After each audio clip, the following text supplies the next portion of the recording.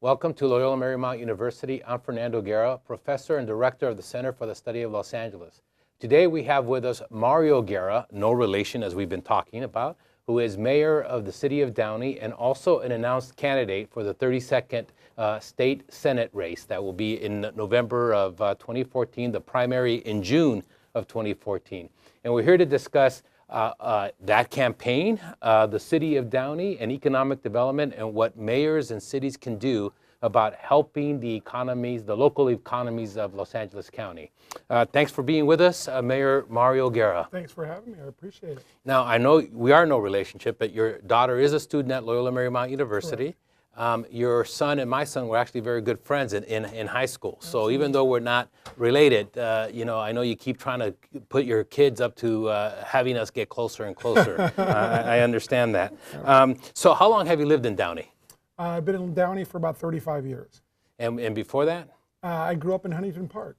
Okay. So you were not born in the United States. No. Tell us about though you probably don't remember that experience, or do you remember the experience? I remember very well. I was born in Cuba, and I came over on one of the first freedom flights, Los Viajes de Libertad, and in the mid-'60s. And I was a young boy, and I remember exactly coming across, and when we first got here, we were dirt poor.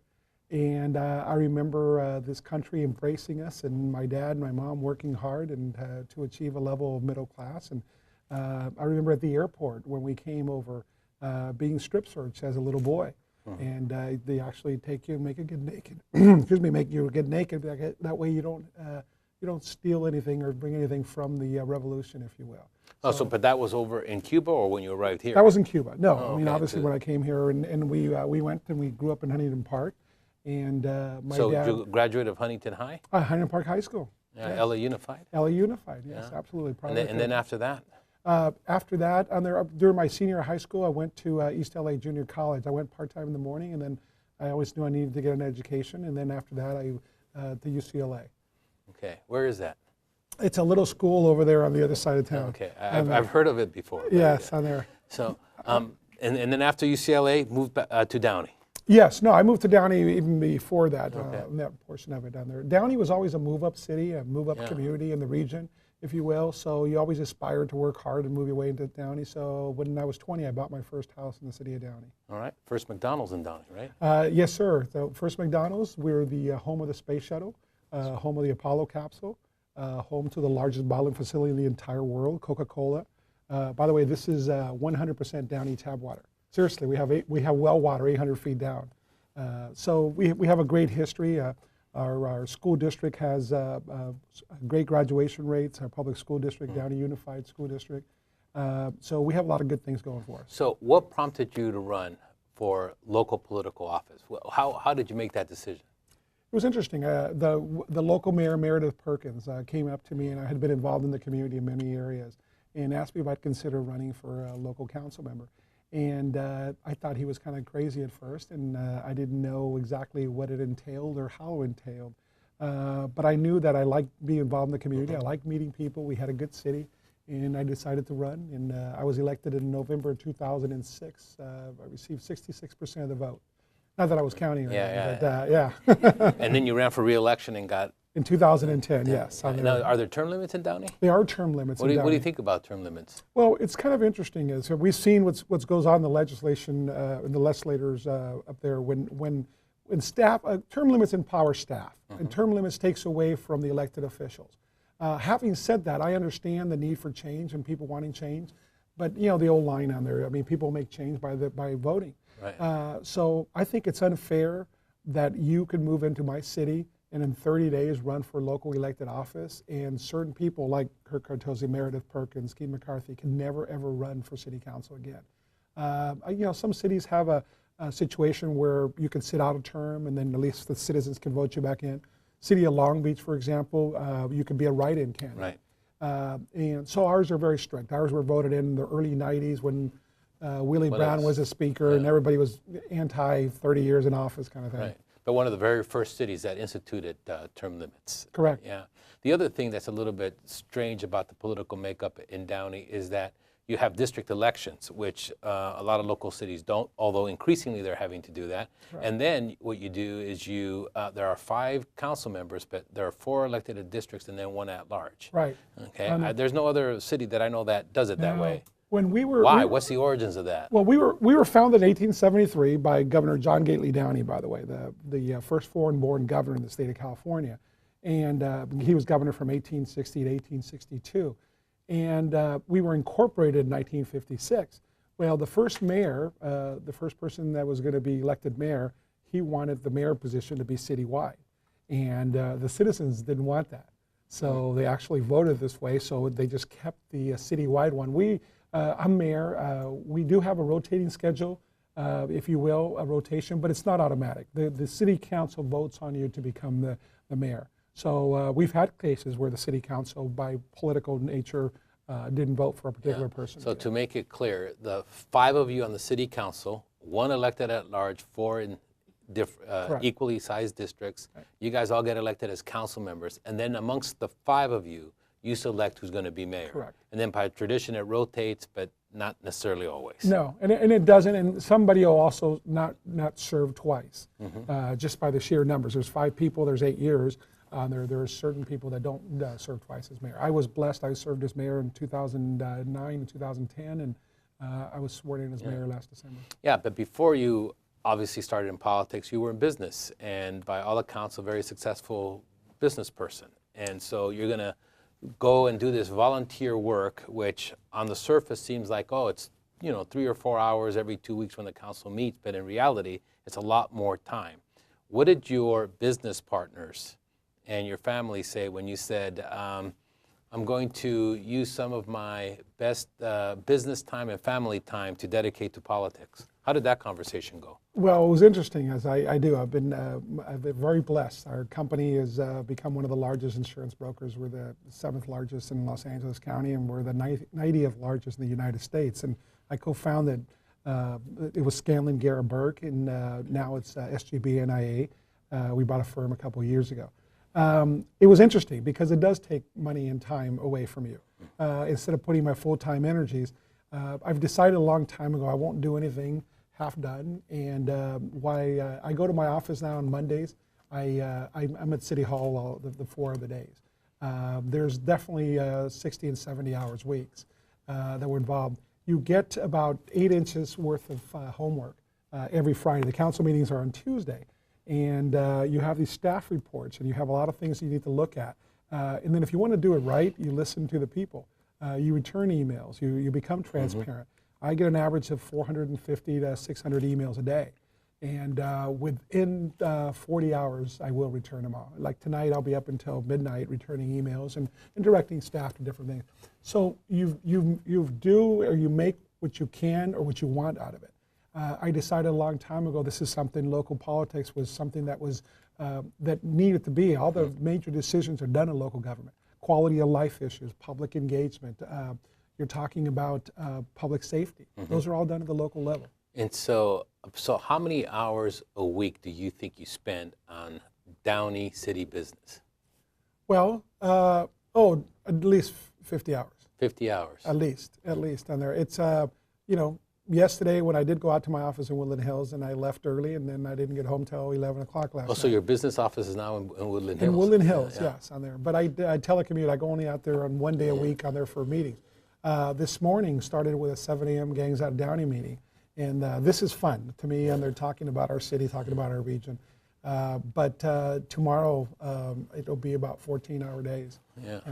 And this campaign thing is a little thing in the way too. Well, we're gonna get to that. So 50 hours a week. And how much do you get paid for being a mayor of Downey? Actually, we get $743 a month for being on the city council. As mayor, I get an extra $100. Wow. So no wonder you wanted to be mayor. Yeah, absolutely. We get, unlike other cities, we get no retirement, we get no health insurance, we get no benefits. I tell people we get a really cool parking spot at City Hall. I tell you, I pull up with my name on it. It's I've really been to neat. that parking lot. It's empty. It's on there. I don't know. My car's there. We kind of know who the other people Well, are. man, that there's a few cars, so it's like. There's like the city council. You know, again, you make what you want out of it, and there's some. So people wait a on the minute. council. So $743 or $843, 50 hours a week. That's below minimum wage. So now that there's a new law passed about increasing the minimum wage, are you going to ask for a raise? I'm going to talk to the governor about that. You know, so I wouldn't have signed that law anyways, by the way. So Okay, that's well, a whole we'll get to different- that. That's an interesting stuff. We'll get to that. And so now you've been in Downey politics for a long time, but as an elected official for the last 6 years. And you've also become quite active in regional bodies, you know, the Independent Cities Association, the California League of Cities. As a matter of fact, I think last week or the week before I saw you up in Sacramento. The ICA, Independent Cities Association, just elected you their president for this upcoming year. Tell me about the ICA. What does it do, and what is this association? ICA, the independent cities, it's 53 cities representing 7 million people in Southern California. And basically it's local government coming together to work, to advocate on behalf of our residents, to advocate in Sacramento for local issues. You know, by the way, it's interesting is if we were a state, our association would be the 13th largest state in the country, right after Tennessee and right before Washington. So it's a large organization. Independent cities are cities that have their own police, their own fire department. We could save a lot of money, like for example, my city. We could save a lot of money. I literally could save $15 million by contracting out to the sheriffs. Our citizens made the decision that we would like local. We like our own police department, our own fire department. So that's the other cities, independent cities, and that's hence the name. So recently in Sacramento, we just killed a couple of bills that took away some power away from local municipalities. Zoning laws and when they're meddling in local government. So I firmly believe local government is, leave us alone. You guys got your own problems. I mean, it's always clear to me that the two most incredible powers that cities have are land use, you know, determining the use of land, whether it's commercial, residential, et cetera. And then the other one, of course, is public safety. And then the first major decision that a city has to make is whether they're going to provide their own police and fire or whether they're going to ask the sheriffs to do it for them, in which then they pay the sheriff department to do that. But like you said, there's a large cost, you know. One of the local cities right next to us on there, for example, about the same population, we're the 12th largest out of 88 cities in LA County. We have 111,000 people. There's a city next to us has about 107,000 people. They have the sheriff's contract. Nothing wrong with the sheriff's, great law enforcement agency and so forth. They, a little bit smaller square miles, we're 12.5 square miles. They pay $11 million for their sheriff's contract to patrol their city. Our police department budget is almost $30 million, so it's almost 3 times the size. And you get what you pay for it. And again, that's not, they're looking at a regional approach. They're looking at what you take in from other cities at that time. We like having our own. Our citizens have made that very clear. So how large is the police department in Downey? Our police department is 210 people, 120 sworn. I've been the chaplain for the police department for about 14 years now myself. Yeah. So talking about chaplain, you've also heavily been involved in the local Catholic archdiocese, and then you're also your local parish where you're a deacon. And what has led you to be so engaged in the local Catholic Church? Well, I was ordained in 2002 as a deacon, and a deacon is a Catholic clergy. I have different faculties that are priests, and our mission is different on there. The word deacon literally means diakonia, literally means the Greek word servant. So politics to me has been an extension of that. I've been a stational deacon at the cathedral for Cardinal Mahoney and now for Archbishop Gomez. And I'm assigned in ministry at St. Linus Catholic Church. So I'm the one that I do baptisms, I do weddings, I do funerals, I make house calls when needed. And that's an extension. To me, I think local government is an extension of that public service, and it fits right in. So let me get this straight. Politician, local elected official, deacon, businessman. Oh yeah, you have a family, 5 kids. Do you sleep? I have a lot of energy. I've been very blessed. As you know, I started an initiative in December about Healthy Downey, and I've lost 75 pounds since December. I went from super obese to really chunky, you know, and I want to go down to just fat, you know, that's my goal. So I've lost I weigh in at every council meeting.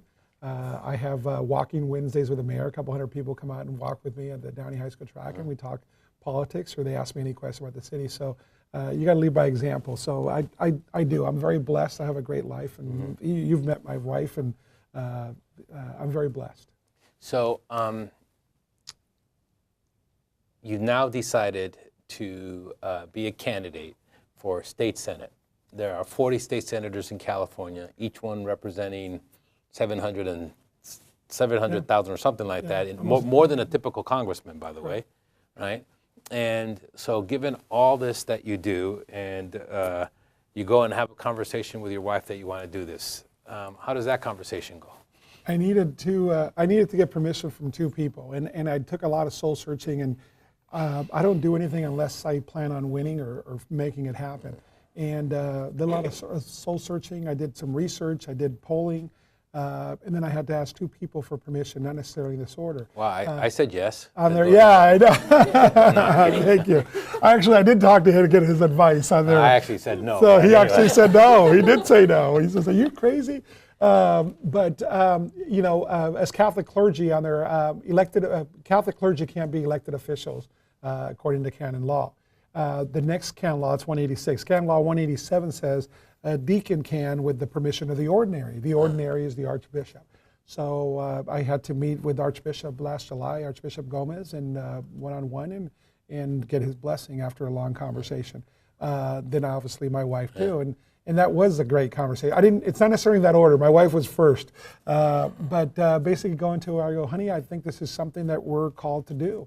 And everything I do is as I feel is a calling. And number two, I think it's a calling as a family because we minister together and we serve together, and it has an impact on my kids. And they'll be in the public eye whether they want to or not, so it has an impact without them having as much say. But my wife definitely had veto power, and she, I was very blessed. She says, you know what, I have confidence in you, and I think that you are doing it for the right reasons, and you can make a difference like you have. And so she gave her blessing.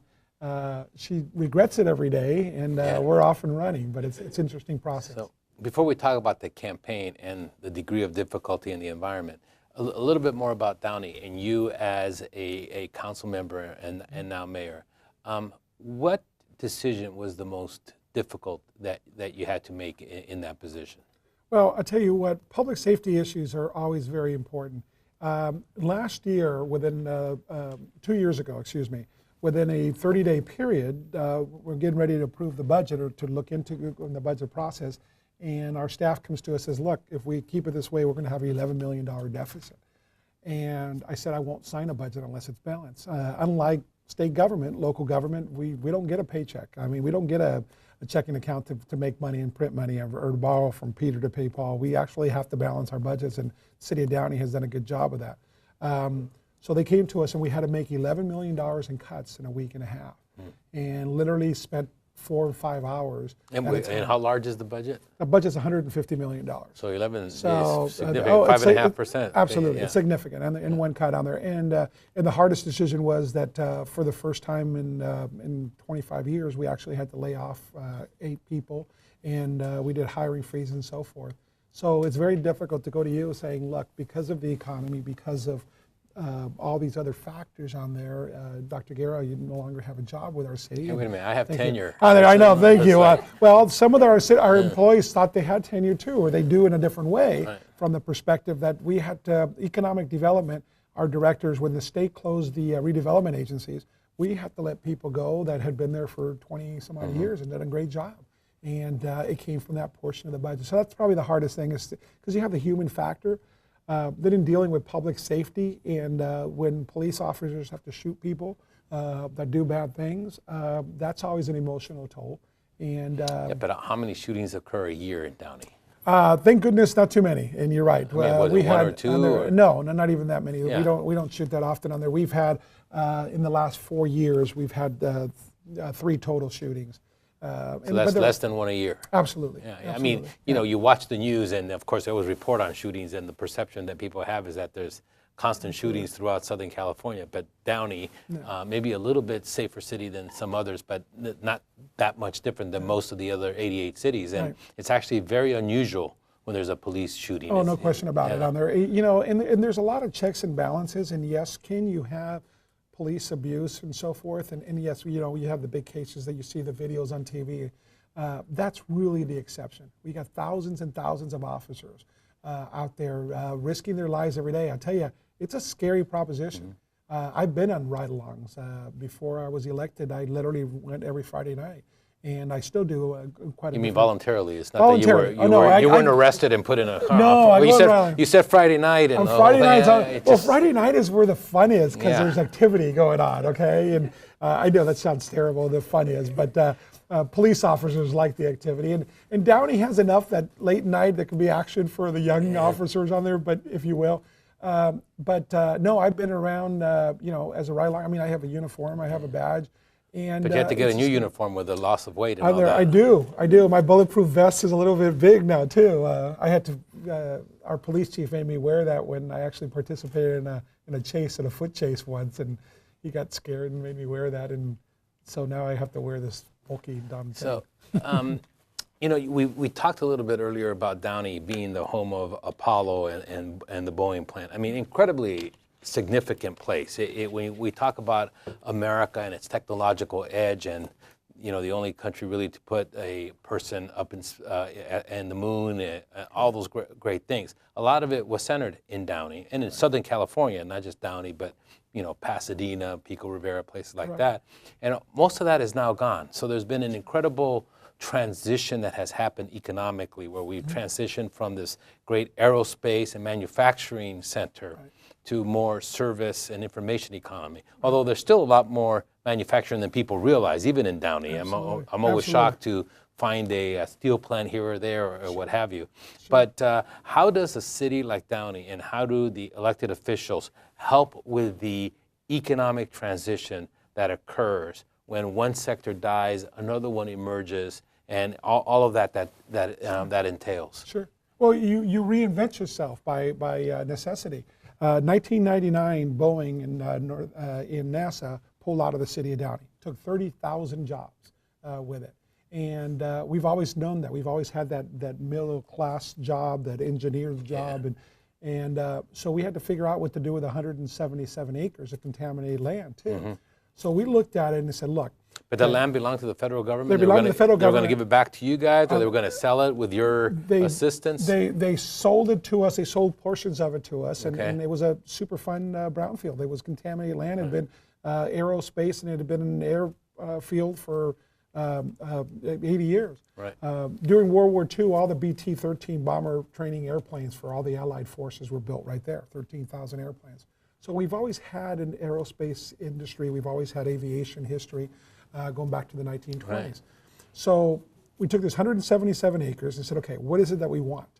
And we said, okay, number one, we need jobs. Okay, so we sold. I just want to make sure that the students understand 177 acres, that's probably twice as large as every square foot at Loyola Marymount University. Correct. That's how big that is. It's a huge plant. It's a huge plant, it's a huge facility. One of the buildings was 1 million square feet. A million square feet. That's like the building that we're in right now. Yeah, and that was just one building. It took us, it cost $4 million for us to tear down the buildings. That's how much the construction cost to demolish it.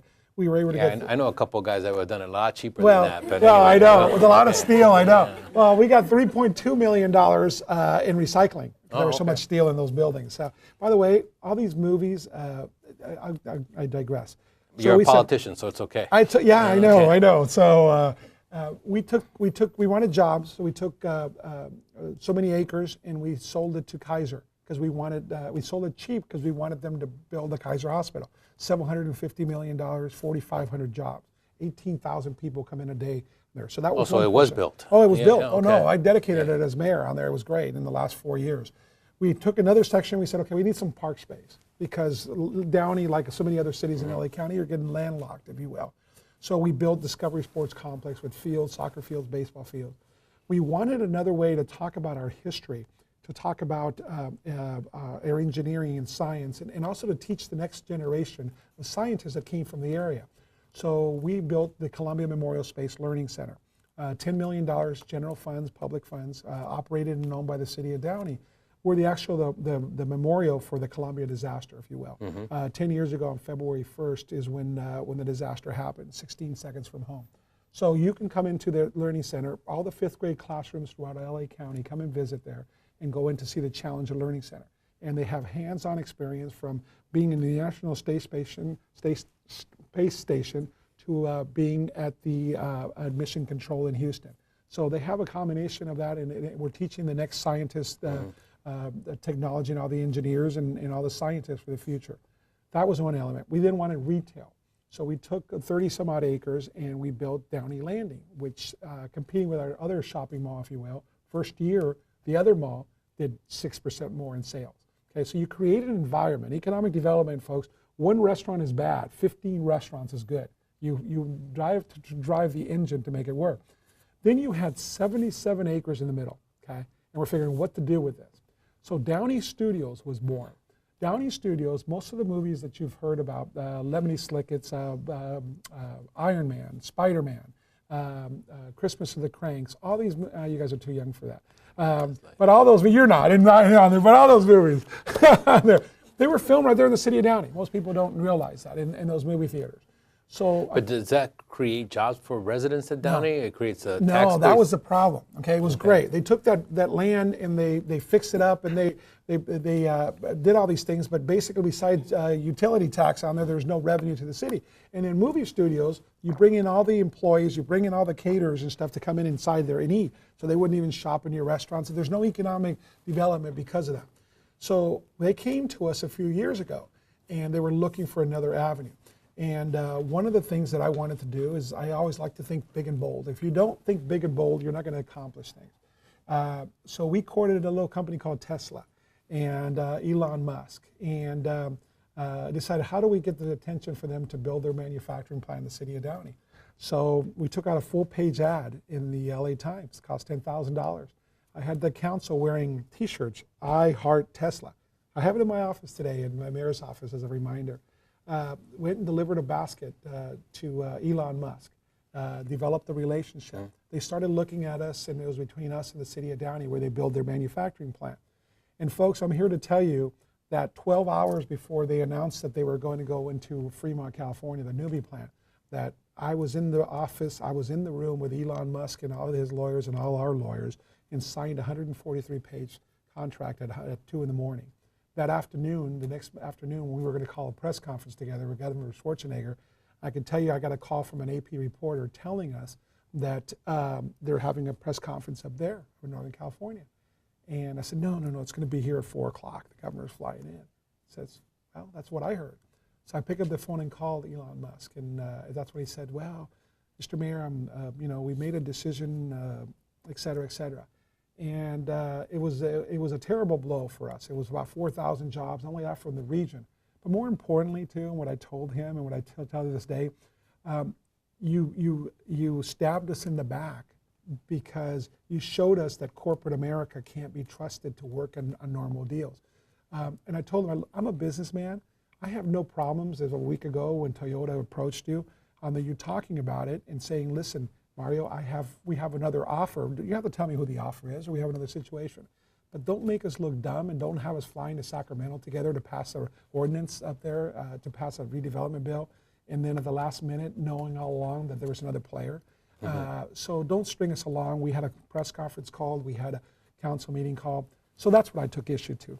And then Mr. Musk and I became friends for a while because every day we were on a radio show or some television show together. And the very first, you can look back at the press conference. You have Mr. Toyota, you have Governor Schwarzenegger, and Elon Musk, and the very first question from a reporter in the front row was, Mr. Musk, Mayor Guerra from the city of Downey says that you betrayed him, you stabbed him in the back, and you were disingenuous. What would you say to that?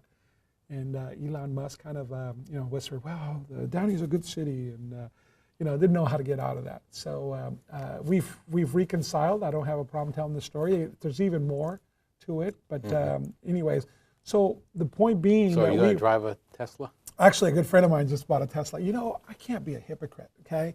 I can't say I want them and it's really cool and then all of a sudden put them down. It's a great car. The technology is amazing. I drove it. I test drove it with Elon Musk. It's a neat car. It's a great company. The vision of somebody like that, I still feel stabbed in the back, but it was going to be the greenest manufacturing plant in the United States. But as I remember, the plant in Downey was going to be brand new, right? Brand new. Whereas the one in Fremont is an existing auto plant that had to be retooled. Correct. Yeah. And that's one of the attractiveness on there. Toyota bought 5% of the company for $50 million. And it happened the week before our deal was done. So I completely understand that. Again, as a businessman, I don't have any problem with it. They were going to spend $350 million. They got a federal loan to do that. So I'm okay with that. My biggest issue was just how we were treated or the process on there. Yeah. We knew this all along. So not a pleasant experience. But let me ask you, of an actual vote that you cast, is there one that you regret? That's an interesting question. I made myself a promise, and by the way, I'll leave office and I'll be able to raise my right hand and know that I kept my promise. That every single vote that I've made on there that I would make would be what I thought was in the best interest of the citizens. Yeah, but I'm saying that at that time you thought it was the best, but the way things unfolded and later on you say, God, I wish I hadn't done that. We bought a building for $1 million more than it was face value because we were looking to build a plant and we were looking at public works yard and consolidate all the other public works yards to be able to build more park space. And as it turned out, I did. I voted for it. It was a unanimous vote. It was in closed sessions to buy it, and we paid $1 million more than it's worth. And today it's worth $2 million less than what we paid for it. And to this day, it's a terrible lemon. And now we're not consolidating it that way. So absolutely, that's just one example. Yeah. There's several ones that I feel from an economic standpoint that I would do differently. But you know what? I look at the 8,000 jobs that we created. I look at the balanced budget. Balanced budgets wouldn't have happened if it wouldn't have been the fortitude of pushing ahead and saying, I'm not going to sign this. We were approached this year with having a $3 million deficit down there. Hey, let's take out of reserves. We can do this. No. You guys, staff, let's go back. You guys fix this and come back to me when it's a balanced budget and give us options. And you go through options. And then when you, on the other side of the spectrum, what vote are you most proud of? The vote to, there's a couple on there. One is an economic development ordinance that we passed that created one-stop shopping. When you come into our city and you want to build a big building there, you don't have to go to each department on there and on different floors, and you don't have to take 6 months to do that on there. You need to make it business friendly, any community, because if you're building a house or you're building a business on there, you need to lower the steps in the process. So that one, it's called the Red Team. And I meet with as the mayor and the economic development director in our chamber. We meet with different businesses, and we meet every single month on a regular basis. What else can we do, and what else are we doing? My proudest vote was basically developing an ordinance to make it business friendly and be attractive. And there, that's just off the top of my head from what we're talking about. My second favorite one, that from a personal standpoint, we became a character count city, which that means is. It entails the Josephson Institute of Ethics, trustworthiness, respect, responsibility, fairness, caring, and citizenship. Those are the 6 pillars of character counts. And the city of Downey is one of the only cities in the entire United States that has that not only in the school district, but also in our community. In our city hall, our chambers, I had those banners put up, actually permanent, made out of wood. And it came after the Bell scandal and what happened in the city of Bell. And I'm looking at my hotel room. I was on a business trip in San Francisco, and I'm looking at the 11 o'clock news. And I'm seeing the city attorney for Bell trying to calm everybody down in one of those council chambers. And I said, we need to do different. We need to show people that local government can be trusted. So we went and adopted character counts. I park my car in Responsibility Row. Okay, it starts with that. I've named 6 streets throughout the city. And it starts by setting that example. All our kids, and 22,000 kids that we have in our school district, they go to a classroom. They're classroom 1 in Respect Row, classroom 4 in Character Counts Court, Trustworthiness Trail. So it's teaching ethics. It's the DNA of who we are. You're teaching ethics from a young age. That's one of the things that you're going to see results down the road, and that's one of the things that you need to stand for something. And it was a tough decision from, do we do this? Because what happens when somebody gets in trouble, or let's say one of my colleagues on the council did something and took a bribe or did something else. So, you're a character count city, and look, you guys are no different, and so forth. And you know what? I decided it's better to stand for something and once in a while fall down than not to do it at all. Yeah. So when your kids come to play in our parks, you got to remember local municipalities has control. Okay, if you're a little league or a soccer team, you need park space, you need field space. Okay, who has field space in the local governments? The school districts and the city. So Dr. Wendy Doty, our school superintendent, and I got together and said, look, every organization needs to come to the city or the school district if they want to practice, they want to have their games. So let's do the carrot versus the stick. So let's incentivize them. You want to use our park space. You want to practice on our fields. Okay, you want to use it for Little League. You have to, all your coaches have to be certified in pursuing victory with honor. Okay, we want all your coaches to be trained on there and doing it the right way, not yelling at the kids, not winning at all costs. That's going to be paying off dividends in the long term. We've had it now for almost 4 years, and we don't have Red Ribbon Week in our city. We have Character Counts Week. It's coming up in a couple weeks. So that's going to be one of the most exciting things that I think in the long term I'll see made a difference. Yeah. We are at Loyola Marymount University having a conversation with Mario Guerra, Mayor of Downey, and soon to be candidate for the 32nd State Senate District. We've talked a lot about Downey. Now you've discussed and decided to run for the State Senate. Why do you want to be a senator? I want to take some of the successes that I've been able to find and do and take it to the next level. Our state has a lot of problems. We have the highest taxes in the country: property tax, sales tax, business tax, personal tax, unsecured property tax. Yet we're 47th in the country in spending when it comes to education. And a lot of people, they make good talk about it, but what are we doing about it? So number one is we have an anti-business climate that continues to have issues for us. We have this large development. We have the largest development in LA County, that 177 acres right now, and the middle part is being developed, $350 million project. Tierra Luna, and now it's probably going to be called Promenade at Downey. So we have this, and I was meeting with the CEO of a large restaurant chain, a high-end steakhouse that we wanted to put there. And they own, if I told you the chain on there, you'd know, it's high-end restaurants all throughout California. And he says, you know what, 2 weeks ago, this was last month, he said 2 weeks earlier, he goes, we made a corporate decision. We were going to build 13 new restaurants in Southern California. We made a corporate decision to pull out of the state of California. And those 13 restaurants are now going to be built in Dallas area because it's 22% cheaper to the bottom line being in the Dallas area than it is in California, because of our regulation and all the other anti-business proponents things that we put onto the impediments that we put in the way for business to succeed. So we need to change that. Nothing is better than having a job, okay? And you talk about it, I mean, these 13 restaurants that all, for example, higher end restaurants, they're probably going to have 300 employees each. And you're going to have some waiters and waitresses that were going to make $75,000, $85,000 a year. So when you think of it, oh, restaurants, you know, what kind of good jobs that provides? Tell that to a waitress that's been there for 25 years at one of those high-end restaurants that's been able to support their family, or vice versa. So we need to change that. Jobs is the most important thing. We're not out of the woods. This economy, we've seen the indicators. And City of Downey has an 8.1% unemployment.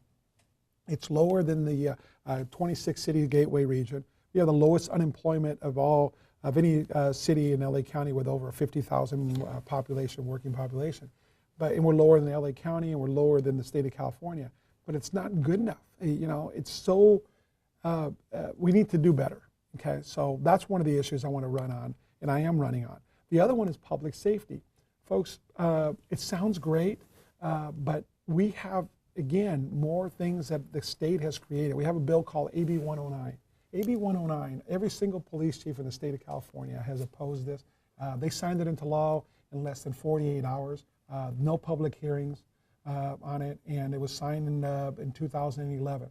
And basically right now in December of this year, there's going to be another 8,000 parolees that are going to be released. So yeah, what is AB 109? AB 109 is basically realignment? Is that the realignment? It's supposed to be to release the early government. It's not what you're talking about when you hear the federal courts right now. They're forcing Governor Brown to release the prisoners. Two different issues. This is basically the state passed a law and says, listen, nonviolent offenders, we're going to release them out to you. Okay? Meaning to the counties. Meaning to the counties. Yeah. Okay. And by the way, we're not going to give you a lot of money to take care of it, and those people are going to go out to the cities. And what that's done is there's, like I said, there's 9,000 of them that are coming out. Yeah, but so this is something that really impacts the local level. Absolutely. And part of it is that the state is trying to balance its budget on the back of cities and counties, saying we don't want to take care of these prisoners. Correct. You take care of them, basically in county jails. Absolutely. And if you don't have room, you're going to release them or do what have you. Absolutely. And By the way, there's no probation, and just because you're supposed to be a nonviolent offender doesn't mean that you don't have a 14-page rap sheet. It's what you did on your last crime, and the statistics have shown just in the last year that 60% of them are rearrested within the first 60 days after they get out of prison for other crimes. And what happens on there, and 80% of those have been rearrested more than twice in the first 90 days. So these are bad people. If you go to state jail, you're a bad person. You did bad stuff, okay? So, and now they're in our local governments, and now we have 75 in Downey, and we did a sweep last month, and 62 of them we can't find. So, but I guess the point I want to get to is that the governor and the legislature, did this to really balance their budget, in my opinion. Correct. Okay, and one of the challenges I have is that if you take a look at the current state senate and state assembly and the makeup, increasingly state legislators come from local government. Correct. If you take a look at many of them are former council members and mayors, and I've heard so many of them talk about the reason I want to go to Sacramento is to give the local perspective and to have them understand what happens in terms of their legislation, what happens when it's implemented at the local city. Right. But yet, when they get up to Sacramento, they forget where they came from. They forget where they came from. Absolutely. I mean, it's been over and over. Absolutely. That is an issue, and to me, I'm still amazed. Some of them were. It gets so different political climate in Sacramento, as you know. In local government in the state of California, it's illegal to be a Republican or a Democrat. You don't run as a Republican or Democrat. Well, it's not illegal to because it's illegal to be a partisan race. To run, right? No, we can be registered, of course, to anything we want to be, but it's illegal to have a partisan race as far as local government. There's 481 cities in the League of California Cities out there, and anyways, but when you get up to Sacramento, you're right. Everything's partisan. The caucuses control everything, and the problem is, like for example, redevelopment. We know redevelopment was a tool that local government had, that 2 years ago to balance the budget, Governor Brown said, I want to get rid of redevelopment. And it was kind of promised, the local legislators were promised that, oh, we're only going to do this, we're going to tweak it, we're going to do this and that. And I can tell you people that are congressmen today, that are good friends of mine on both sides of the aisle, that feel that they were strong-armed and pushed by the governor's office to have to do something they didn't want to do. Right. But okay, so let's talk a little bit about tactics and strategies. Mm-hmm. You are a registered Republican, correct? All right, and so now we have what we call the open primary system, and we'll talk a little bit about that. But the district is overwhelmingly Democrat. Well, it's actually a little bit less than 50% Democrat, it's but 46% Democrat. But the Republicans are it's almost 30. Almost 30, right. And then the rest are declined to state. Correct. Okay, so for you to win, you would have to get almost all Republicans and almost all declined to states, and maybe a couple of Democrats. And in this partisan environment, that creates a difficulty. So in the first round, which is the June primary, whoever the top two vote getters are go on to the November election, correct. Right? And right now there are 3 announced Democrats, but nobody's really. I mean, they've announced that they intend to run. One of them may not materialize for a variety of different reasons. But so what's the strategy for a Republican in a heavily Democratic district to win this race? I'm glad you asked. This district is almost 950,000 people. It's a very large district. It represents 19 cities, 15 of them are local municipalities. The rest are unincorporated areas of LA County. Two things on there. First of all, I'm running on my record. I'm not running as a Republican or a Democrat. I firmly believe, I am a registered Republican. I'm proud of it for many reasons, and that could be a whole different discussion. But I am very much a moderate. I believe, I've been talking about the DREAM Act for 4 years. I got booed out of the Republican convention 4 years ago in LA because I believe that a 23-year-old young person whose parents brought them here illegally when they were 3, we need to take that talent and use it. Why are we throwing them away and not having them allow to shine and to rise where they need to be? I believe in immigration reform. Most Republicans aren't talking about these things. We need to stop talking how high the fence is and start talking about the values that we share with Latinos, where the district is made up of 62% Latino. I've lived the immigrant story. I've been in their shoes. I think that this district bodes really well because they're moderate or conservative Democrats even that's in the district. Most of them are move-up cities. Most of them are very moderate to independent voting. You have the cities of Whittier, very much like the city of Downey.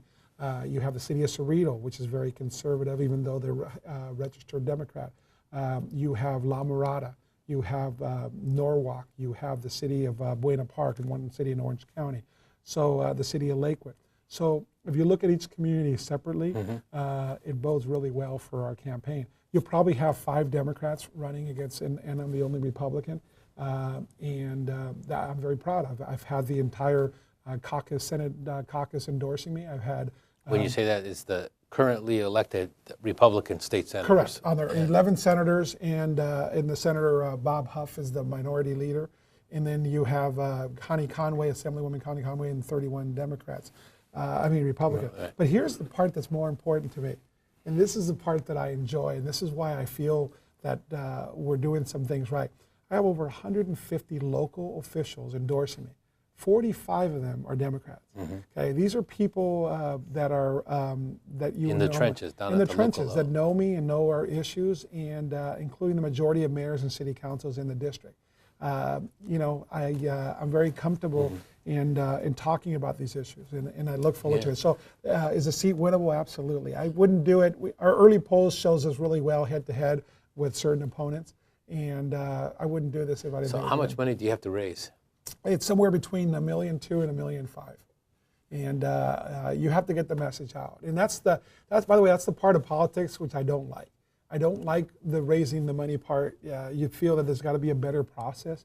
But I do understand it. I can tell you that when people think, oh, you gave money to your election, that nobody ever really buys you. What they gain is access to you, but that's an implied thing, if you will. But to me, everybody has access. Any one of you, my business card for the city of Downey has my cell number. I publish it in the local paper, so anybody can call me at any time. So to me, that access thing is a little bit overrated. But do I return campaign donor phone calls? Absolutely. Absolutely. Yeah. And so the typical thing in terms of having fundraisers, et cetera, is to really go to Sacramento. Are you doing much fundraising locally?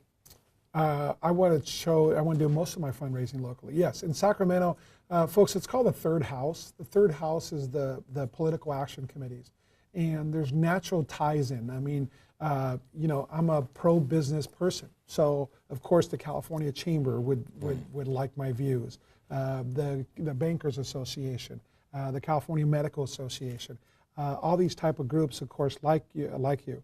One of my opponents, just by the near nature of it, that they think because I'm a Republican on there, the unions won't support me. They won't even talk to me.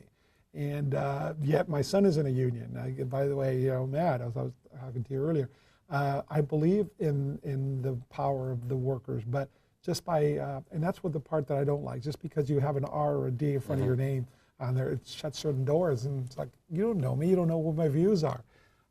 But that'll be the standoff, and yet there's so much political action committees, there's so many people in Sacramento dealing in that Third House that it's an interesting process. I'm not sure it's the right process, but I'm playing in that game because that's the arena. Yeah, so 2014 is going to be an incredibly active year for you. You're going to be, obviously, mayor of Downey. You're going to be candidate in June.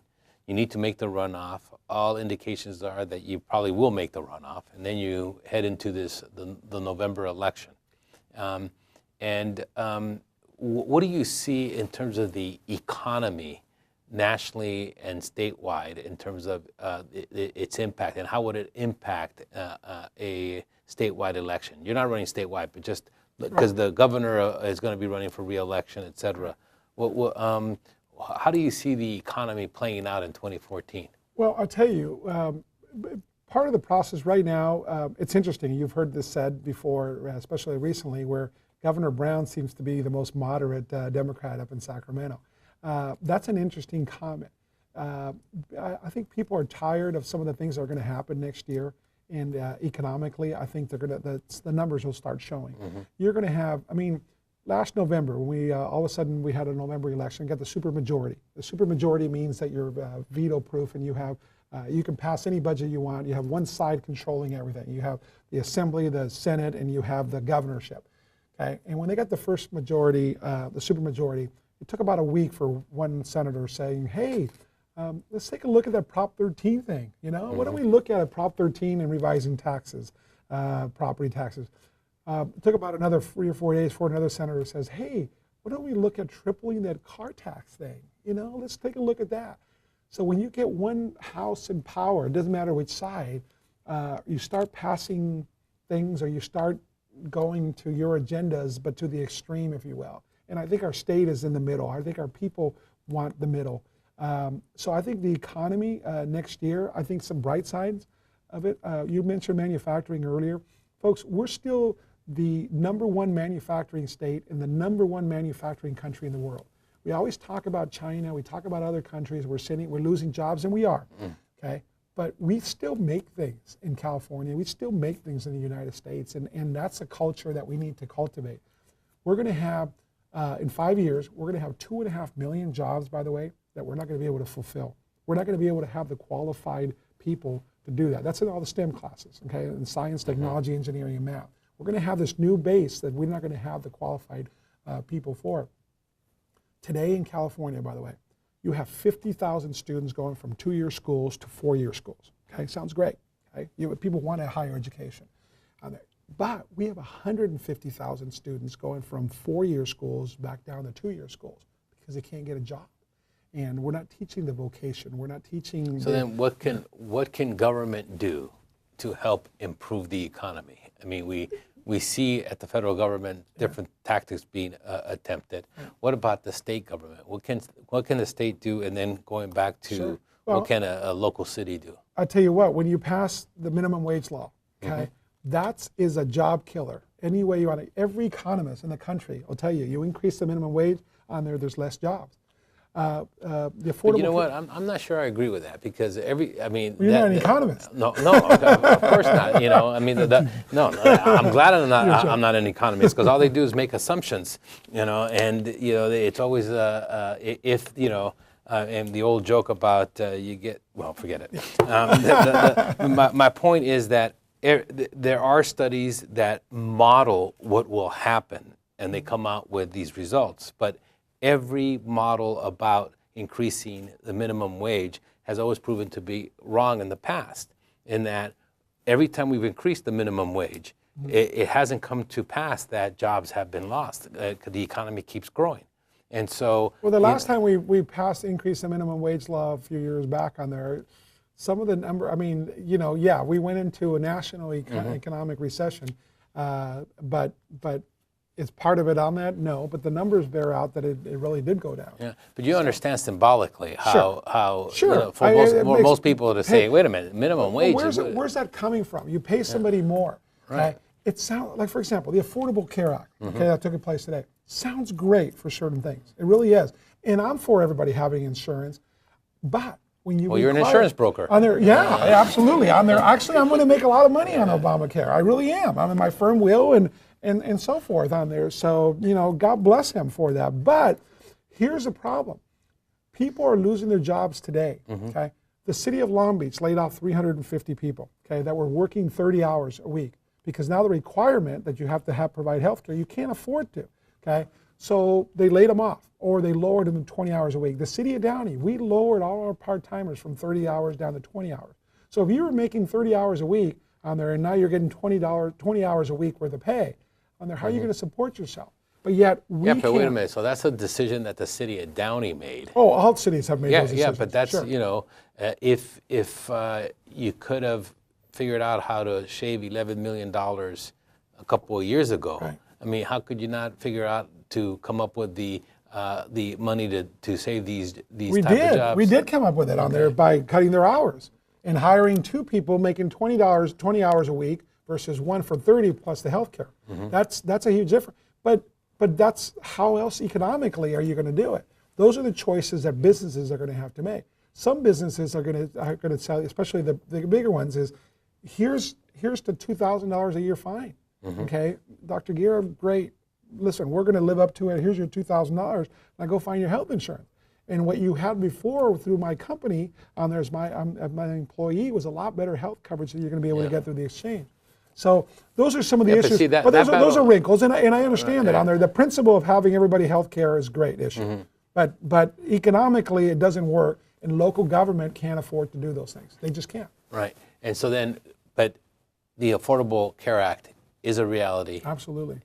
As we sit here in October. Correct. And so it's the responsibility then of localities and businesses to kind of adjust. Right. And sometimes the adjustment is problematic. But you know, over the long run, people will adjust because of the entrepreneurial spirit and the ability to figure things out. Sure. And you constantly see that on all kinds of different. But it doesn't mean that economically it's not going to hurt us and it's not going to slow us down from the state. It really will. Well, do you think that the typical resident in Downey will be better off next year, worse off, or about the same? Economically, the typical resident in Downey will be better off next year. Now, why is that? Why do you say that? Because you have all the indicators. Because of the minimum wage and Obamacare? Definitely not because of that. It'll be definitely in spite of that. I don't know. It depends on which restaurant you own. There's almost 2,000 jobs that are being created right now. This development that we talked about. There's 3,000 high-end construction jobs that are going to happen in the process, and there's 1,500 permanent jobs. A lot of them high-end medical. One of the things we were talking about reinventing ourselves. We've become a medical hub, and we went from this manufacturing in aerospace on there to this medical hub. We have 3 hospitals in the city of Downey. We have almost 2,000 doctors now, so we've become a regional hub, if you will. And healthcare is going to be a growing industry, whether you had the Affordable Care Act or nothing, just because of the aging population, et cetera. Absolutely. And that's another issue on there. You have all these young people here in this room on there. That is, you're assuming 2 things under the Affordable Care Act, is that all of them are going to go out and get health insurance. And yes, a lot of them can be on their parents' coverage now until they're 26, which is a great thing, by the way. I've been able to take advantage of that personally with my kids, okay? But on there afterwards, the pool takes into effect and contemplates all young people being part of it, because a 27-year-old is healthy. They're not going to use medical care. But you need that health. We had that discussion in class last week. Yeah, you need that to be able to pay for the 65-year-old that uses the medical industry and the healthcare a lot. So those are some of the economic factors. The fact that a lot of the law has not been written yet is going to be a problematic, and we get into that every single day. Yeah. So in principle, good. The enforcement of it is going to be interesting.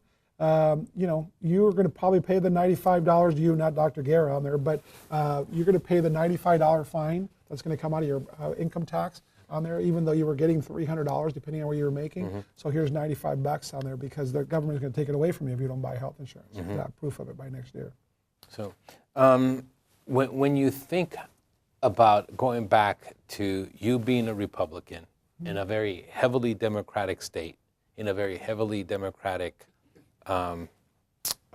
district, let's just play out the best case scenario for you, okay? That people get to know you and like you, and you win in November. Correct. Okay, you're still going to show up in a legislature that's going to be heavily Democratic. You'll be in the minority. And you're asking me what am I going to get done? Yeah. Well, there's a lot of things you can get done. First of all, the issues are really important, and we can talk about. There's this broad spectrum of issues that are both Democratic and Republican. And I want to play in that field. And by influencing some of those issues, like education. Education is not a Republican issue, if you will, although it has been, and most of the education reform has been by Republicans, if you look historically. But that's an area that I want to talk about. That's an area we can do something about. If nothing else, there's 15 other laws that I want to work on and so forth, and we don't have that time for that. But if nothing else, here's what happens. You represent 1 million people, okay? You come to my office, I'm going to have the best constituent services there are. You know, people need to get through the maze of what it is California and all the different services on there, from veterans to seniors. And we're going to have the legislative body, the advocacy on the local government standpoint by having offices in these districts that, if nothing else, I'm going to show you as a resident down there, I'm going to help you guide your way. That's not the reason I want to get elected. Because I have a lot of issues that I want to work on. But those are, am I going to get frustrated? Yeah, everybody gets frustrated when you go to Sacramento. But I can tell you this, a lot of the issues that have been passed there did not start that way. You know that, including the things that just passed in the last 3 weeks. So I got a strategic question. Okay. Why, I mean, it's too late for this, but why didn't you re-register as an independent or decline to state and just run as an independent? Because I feel it's a sellout. I really do. You know, I had a very high official in LA County, one of the highest people that you know, and is a registered Democrat, came to me in May actually at Contract Cities, I think you were there too, and told me that I should. I told him to go see. No. So told you that I should re-register, and said, by the way, I've been a Republican my entire life. I re-registered years ago as a Democrat, even though I'm a Republican, because I needed to get elected. Yeah, but can't you say that you haven't changed, but the Republican Party has changed? I mean, you haven't left the Republican Party. The Republican Party has left you. That's a cop-out, too. How is that? I thought that was a good line. I know, it's a great line, but it's just not true. I am the Republican Party. Me. On their immigrant Mario. On their businessman Mario. On their, I am the Republican Party. You're for the DREAM Act. You're for immigration reform. You're like, with some parts of Obamacare. Yeah, you sound like a Democrat. On there, well, why? Why? Because I am a Republican on there. That's what I'm saying. But see, that's the cop-out, and people sell out to that. Why does it have to be that way? No, you're copying out. You're a Democrat, and you're going to continue to be a Republican. No, I'm a Republican on there, and people want to put me into the Democratic field just because of those issues. Folks, I mean, if you look at the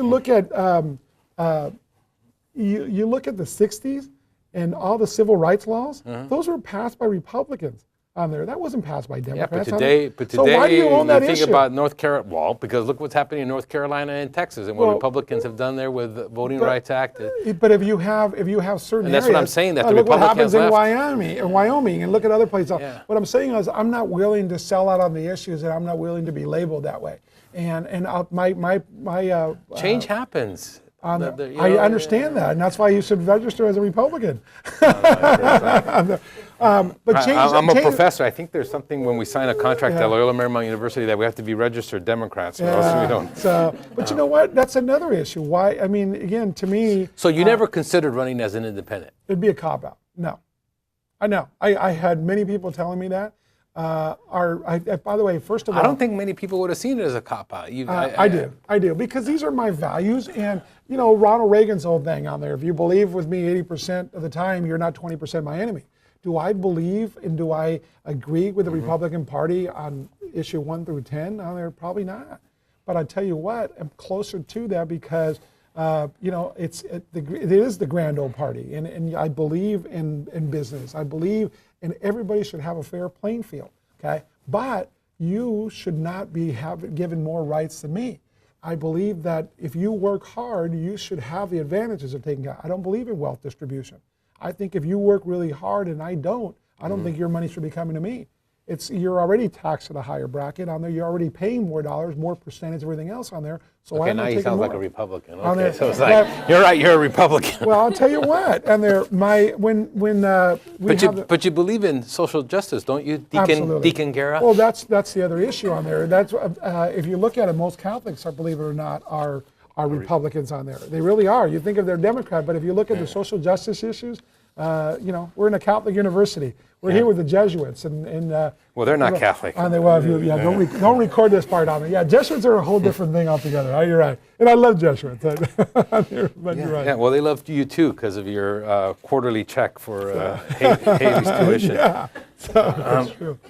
So Officially, you haven't filled out the paperwork because the deadline is, I mean, you kind of say, hey, I'm intending to run, so I can start raising money and start looking at this stuff. You form a campaign committee, so Right. you commit. So You get a number. Have you hired a campaign consultant? Yes, sir. I have 4 full-time staff now. Already And, work? already on there. I have a campaign consultant, I have a campaign treasurer, I have a campaign manager, and I have a finance director. So in talking to a lot of political analysts, elected officials, everybody's already saying this is the race to watch in the state senate, because the state senate is 40 individuals, but only 20 run because they have staggered terms. So 20 of the seats will be up in 2014. Of the 20, most of the other seats are pretty well decided either because of incumbents or very strong partisanship one way or the other. And people are looking at this. And many people think that not only the statewide Republican Party, but maybe even the National Republican Party will play in this. Have you had discussions with the National Republican Party and their ability to participate in this campaign? Yes. And what was that discussion like? It was very interesting. So this is all, folks, I'm not being coy from this standpoint. I'm not counting on any other party. I do want their support, not just financially. I want their support from an endorsement and getting out the vote. What I need to do is be able to get my message across. I need to be able to tell people this is why I'm running. Yes, my opponents, they have their own baggage and they'll have their own thing. And my life's pretty much an open book. I'm very proud of my record. I'm running on my record. So yes, it's an open seat. What happened with redistricting a couple of years ago, this seat does not have an incumbent. So people look at it, you win the seat, you have it for 12 years. We have 12 years now in the Senate and so forth. I'm not looking at it that way. I'm looking at it that, yes, it is an open seat, and this is what I need to do to be able to have from those other cities and get the population to be able to vote on my record. So I'm very much encouraged by it. Our early polls shows us doing very well. So I need to count on the support, the local support. If I get the state party and the national party looking at it and helping it on there, so much the better. I think this is a seat, to quote a high-ranking Republican, the state assembly leader is John Perez, and they said he's wicked smart. Okay, so to take over, to come in and take over with a seat that looked like a couple of years ago like a safe Democratic seat and actually have a chance of winning it, to do that on there, there'll be a lot of opposition. I think the part that it's interesting as I'm trying to prepare my family for is any negative attacks and things like that, because they're just not fun. My campaign did a whole background research on me, and what was the worst thing that they found? I have an ex-wife on there, from many years ago on there. I've been married for almost 30 years, and but not really. I don't have a speeding ticket. You've been married at the same time for 30 years? Yeah, there you go. Now you're creating stuff. There you go. No. That's how rumors start. Yeah. So, you know what? I don't have any tickets. I don't have any lawsuits. I've done everything legally and ethically. I am a proud citizen of this great country that welcomed me with open arms. So from that perspective, are there votes that are probably going to be used against me and misconstrued? Sure. That's, I think, and that's okay. That's my record. You can't. One of the things I always have a discussion with elected officials. You can't go around worrying about your votes, because no matter what, they'll find any vote and like you said, turn it around. So trying to say, oh, I'm not going to vote for that because I don't want people to turn it around on me. It's like it's a foregone conclusion. So we're here at Loyola Marymount University talking to Mayor Mario Guerra of Downey, candidate for the 32nd State Senate seat in June 2014. Questions, we're going to have some questions from the students. Any questions, comments, discussions? I just had a question, like when you were talking about immigrant reform, like what kind of reform did you have in mind actually? But immigration is controlled by the federal government. By the federal government, but the state government, as it's shown in the last session, they can, and even cities, the way you have your police department or your services respond. Absolutely. I believe that you have 11 million undocumented people in the United States, and I believe that they're integrated already part of our society. So I think we need to open up our eyes and open up our hearts and figure out a way to make that acceptable to all of us. And I think the fear of deportation or the fear of not doing things properly on there, I think is an impediment to what our country was founded on. So having said that, I think there are different issues. Border security, and when we talk about the border, you're not talking about just the southern border. You're talking the north border. You're talking about Asia. You're talking about illegal immigrants coming here throughout the country. I think we do need to protect them, but it's not because people coming over the fence. So when I talk about those issues, I think that too many good, valuable people. I am not for illegal immigration. Let me say this clearly. But knowing what I know about this great country, why wouldn't you try to come here and do everything you can to integrate your family into it? So again, don't get my position. I'm not for illegal immigration, but I have empathy and I understand where people are coming from. So, is there? When you already talked about the DREAM Act that you're part of. Just recently, and it happened very quickly, was this new driver's license. What's your position on that? Well, here's a problem. Hey, by the way, thank you, thank you. Carlos. See, I know you look smart. It's Cuban, man. He doesn't look Cuban to me. Look at the way he's... No, we'll leave that one. It's fine. Here's a problem. I had no idea that Carlos was Cuban. That's great. No, he's actually been, without saying it, very open about that. He's brought you a Malta and Plátanos Maduro. And I wish. Good stuff, man. God, I'm hungry now. You know what? Here's an issue with that driver's license bill. And now you're going to force employers to make a decision. Do you break state law or do you break federal law? You're going to have this driver's license. It's going to have this DP on it. Okay, so it identifies you. You can drive legally, but people are going to know. Yeah. Okay, you're going to know that you're now an illegal immigrant and so forth. So I'm an employer, and I have a driving position open. Okay, this law was made very clear. Okay, yet it was very vague in so many areas. This law says I can't discriminate against you. Okay, right. So you're going to come to me with a driver's license. Okay, and you're going to say I qualify for this job. Right. I have a driver's license. Here it is, and so forth. So I'm not looking at your application. I'm looking at this driver's license. Now, federal law says if I hire you, I'm breaking federal law. Right. So do I hire you? Do I break federal law, or do I not hire you and break California law? That's easy. You hire him and break federal law because it's hardly ever implemented. It hardly implemented. There's actually some pretty good fines there. Yeah, no, there are, but it's almost hardly ever, unless it's on a mass scale.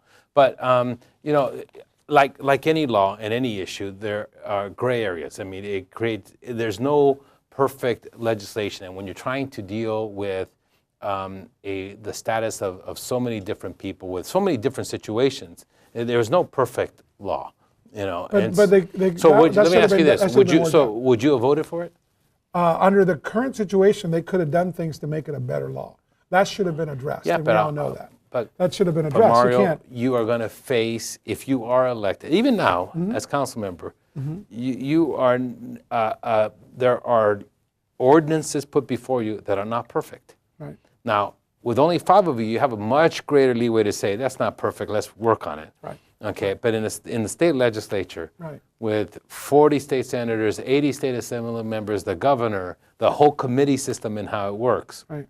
I think that, and especially toward the end of the session. I think the author of that law, that announced taking credit for it, was going to put it on the back burner for another year for a reason. Correct. Because the law, there was something that for that year could have been worked out. So they now know, and they know that they should have worked on it for another year.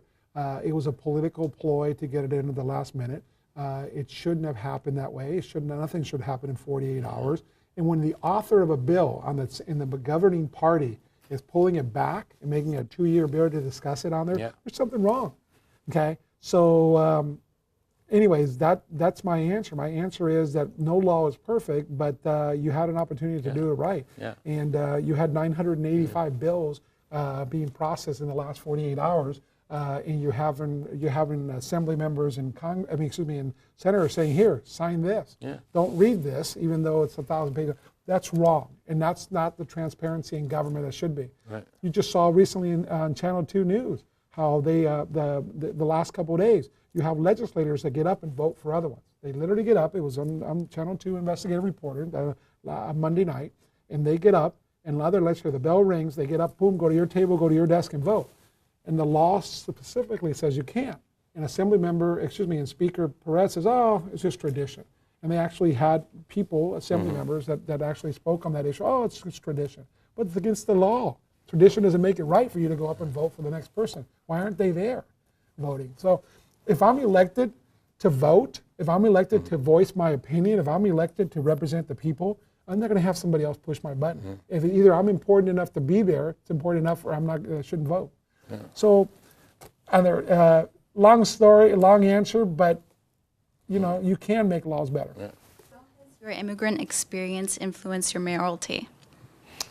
Oh, that's a great question. I think everything that I do is based on that. I think, first of all, we're a country of immigrants. Unless you were Native American, everybody came here, or some part of their family, if you did. It influences everything I do. It's who I am, it's what I am, and it's a great big melting pot. When I came, it's interesting, my dad was a doctor in Cuba, and he came here to study all over again. He was sweeping floors at California Hospital, learning the medical books and so forth. And we were dirt poor, and yet I had a great childhood. I didn't know anything better. I just know we had food on the table. And by the way, you guys all laugh now. You go to a restaurant, you order black beans, right? And the black bean soup is $12 at a fancy restaurant. When I'm growing up, we had no other food. You ate black beans every night. It was poor man's food, right? Because you ate it. That's part of our culture. You ate black beans. And now you go to a fancy restaurant, my dad would be rolling over in his grave. You're paying $12 for a bowl of soup, that's all we had to eat, But the immigrant... I had the same experience, but it's pinto beans. Pinto beans, there you go. I know, huh? Gosh, we keep going back to food. You know what? It's an interesting story, too. The cultures that we all have revolves so much around the food, too, that we do. But everything I do. It's interesting, I can do all these things for the city of Downey.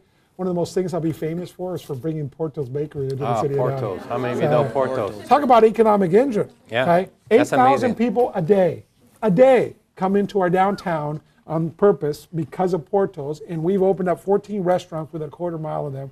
On a weekend, 10,000 people a day, and 82% come from outside the city of Downey. Yeah, no, that was the genesis. I've been there several times, yeah. and I've recruited several other family members. I think 3 or 4 of them are students at LMU. That's right. That's right. Absolutely. Betty Porto's daughter is here. Yeah. So is Raul Porto's son. Right. Good afternoon, Mayor. It's great to see you here, and thank you for coming.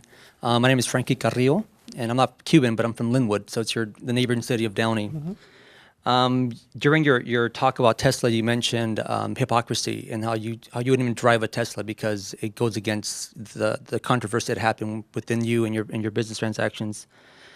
And as while I'm listening to you, I'm hearing you talk about your position as a deacon in your church, and that really touched my heart to say, wow, this is something this guy can use to get votes. But then you mentioned SB 109, the issue about prisoners, and specifically prisoners being released back into the community, and the hypocrisy you talked about, you wanted to sort of not stand on, appeared. And from the classes that I've taken here in LMU, we've talked about scare tactics in politics and how that's been an outdated format, and specifically a disrespect to the voters when those tactics are being used. And maybe I'm giving you a second chance to discuss maybe the deacon side of you, how you would see the godly side of these men and women who are returning back to their communities, those same communities that might have let them down at some point. So what do we do with individuals who've been incarcerated and then have to return to their communities? I mean, it is the role, I think, like Frankie said, not only of government, but the church to do something. Sure. I need to address a couple of issues. First of all, when I pull up into church, and I've been to many prisons, okay, I no longer I used to go to Century Detention, and I go every other Tuesday to Los Padrinos Juvenile Hall. And I talk to them, and I actually talk to be with the gang members in many different ways.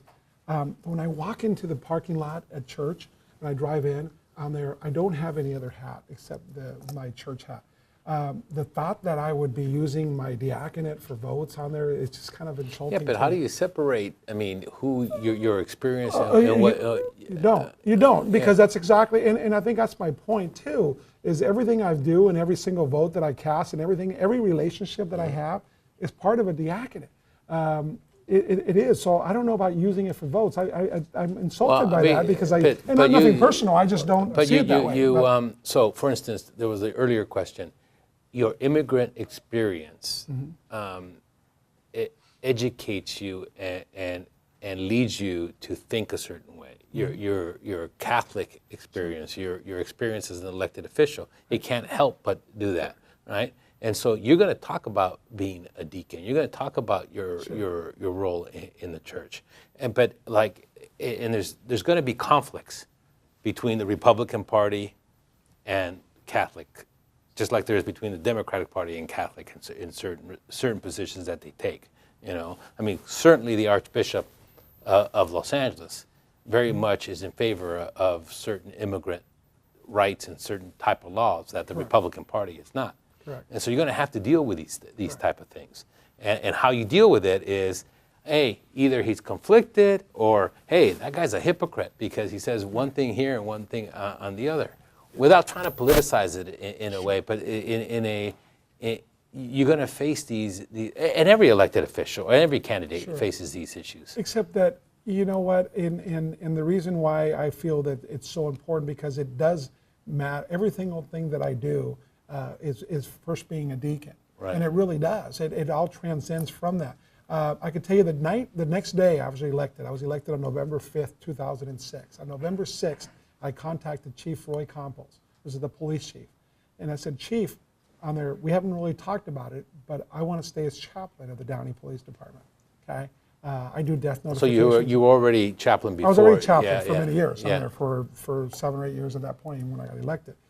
And I said, Chief, I need to know if I can't stay as chaplain, I will not take office, and I will resign, even though the day after the election when I got 66% of the vote. By the way, did I say I got 66%? Yeah. Okay, I did say that. Okay, all right. Okay. But it was important to me, and that still is important.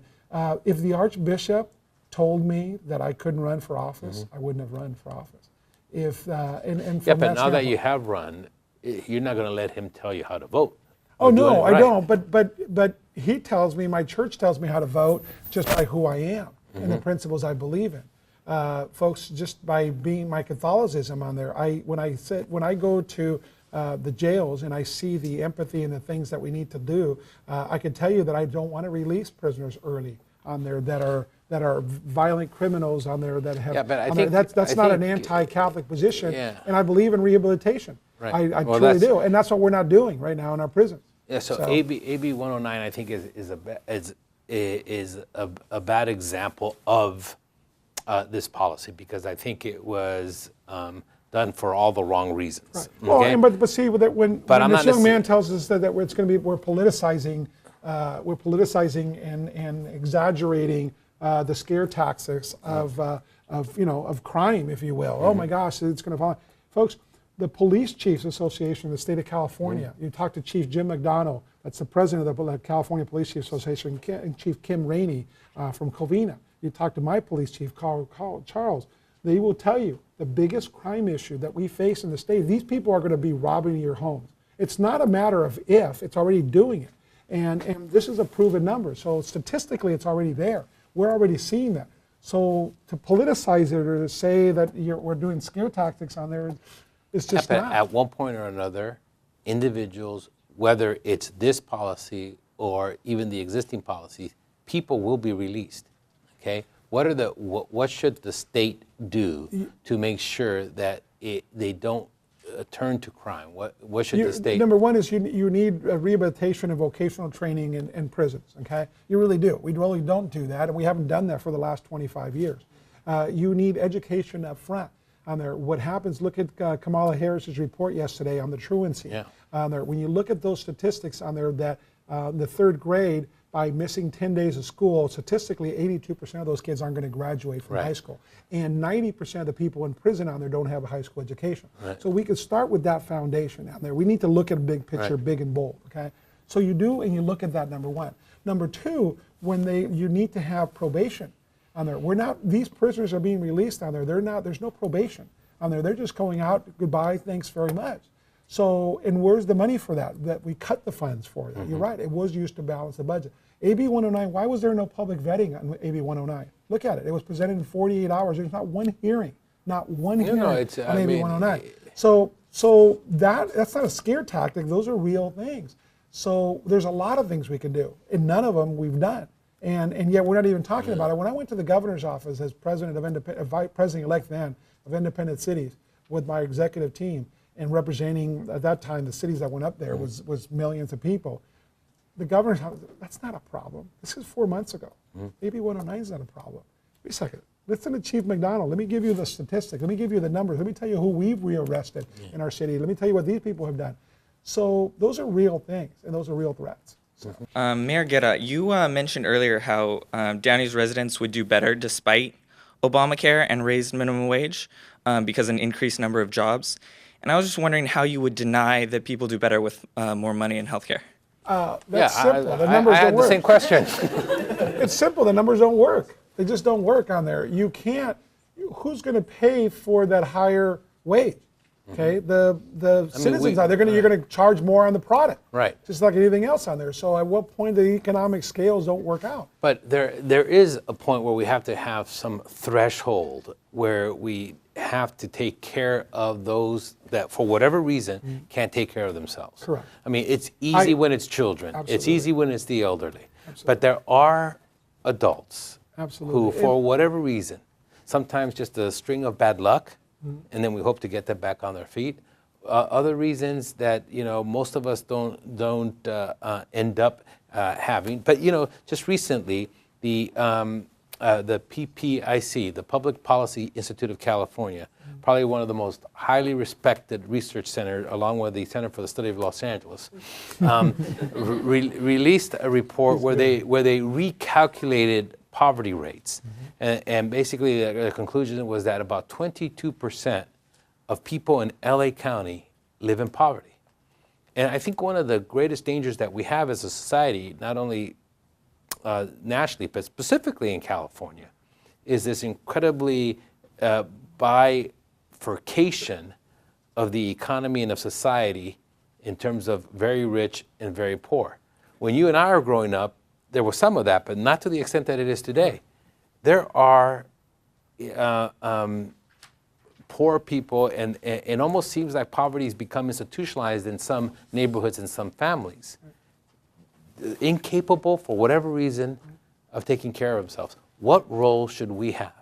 We have 94 people literally homeless in the city of Downey. Okay. In January, I went and we counted them. I literally went on the side of the 105 freeway in Bellflower Boulevard and Downey Avenue, on the side there, and we went with Pathfinders in Kingdom Causes and Kim Barnett, and we literally counted them. My councilman league, Alex Saab, and I did that.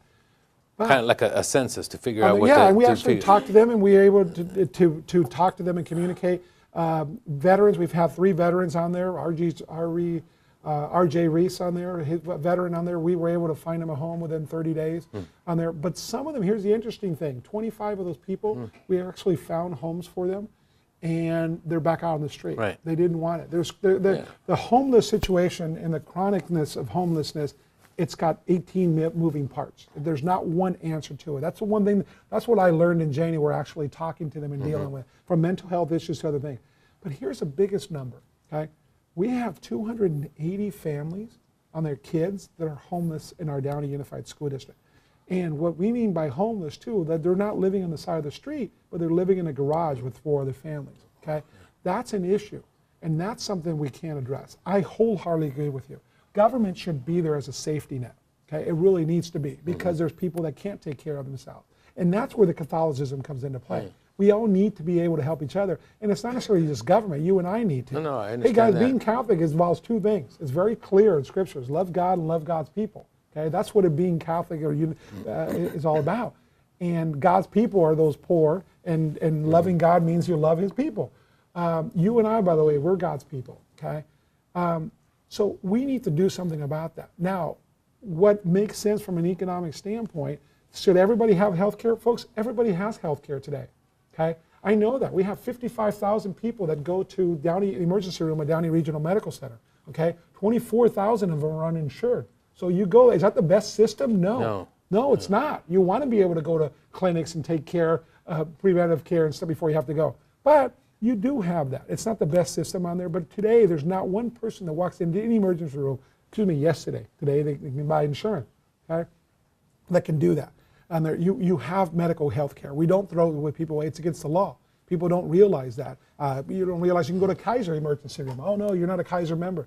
It's the same emergency room as Downey Regional or Cedars-Sinai. Yeah, but like you said, it's not the most efficient Absolutely system. not. Absolutely not. But it wasn't broken to that standpoint. You just need to make it better. Right. So I agree with the principles of everybody having health care, making it tweak. I don't like government telling me what I need to do.